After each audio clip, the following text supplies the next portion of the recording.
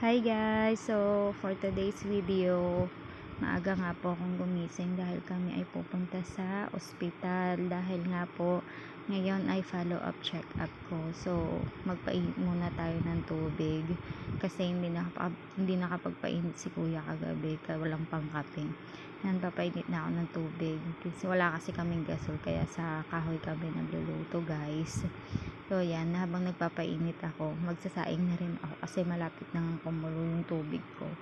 Yan, sinabay ko na rin yung baon ng dalawang estudyante para hindi na sila uuwi ng tanghali. Natuwang ko na rin sila ng baon nila. Ayan, hintayin lang natin maluto.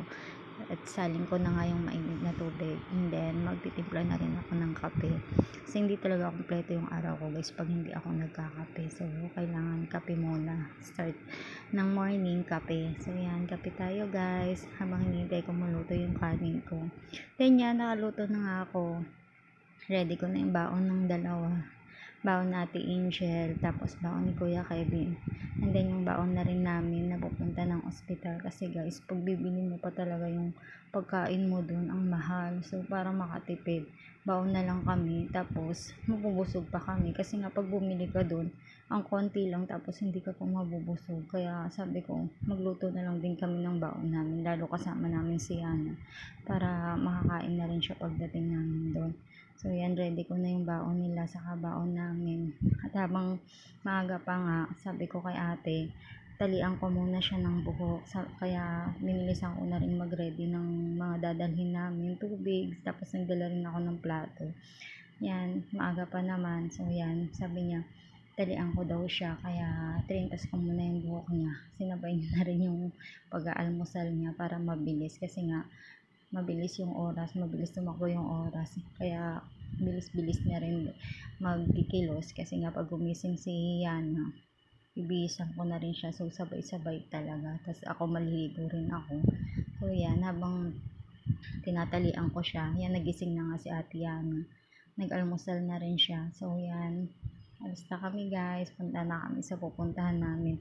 So, yun nga, kasi nga, sa hindi inaasang pangyayari, nawala yung baby ko, nakunan ako. So, kailangan ko magpa-ultrasound kasi titignan na kung lumabas na lahat, kung wala nang natitira pa sa tiyan ko para mas safe.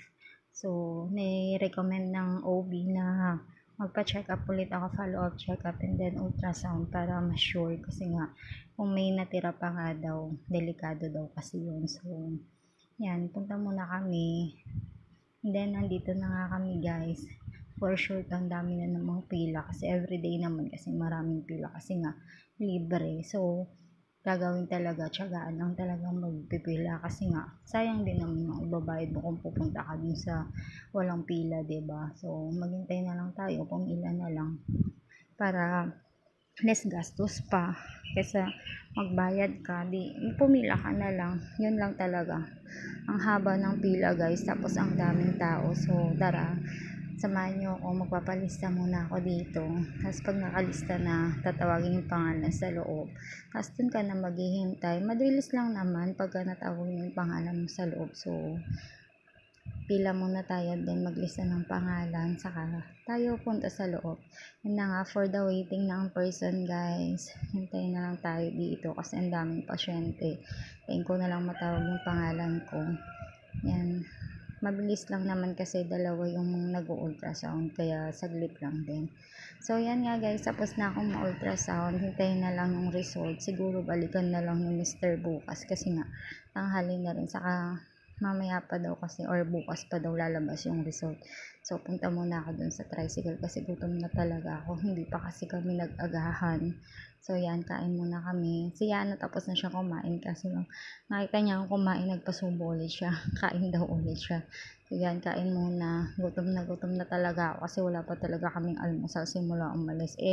Yung mag-ama kanina pagdating pa lang namin kumain na daw sila. Kaya tinirahan na lang nila ako ng ulam. Actually, kinain na niya na yung dalawang ano na lang yung tinira niya sa akin. Yan, tas kain na naman siya. So, pagtas ko nga kumain guys, alis na naman kami. Pero hindi muna kami uwi kasi punta kami dun kay Ate Luz sa hipag ko. Kasi nagpakuha nga pala siya ng mangga, idadaan ko lang sa kanya. And then, Pagka naibigay ko, uwi na rin kami.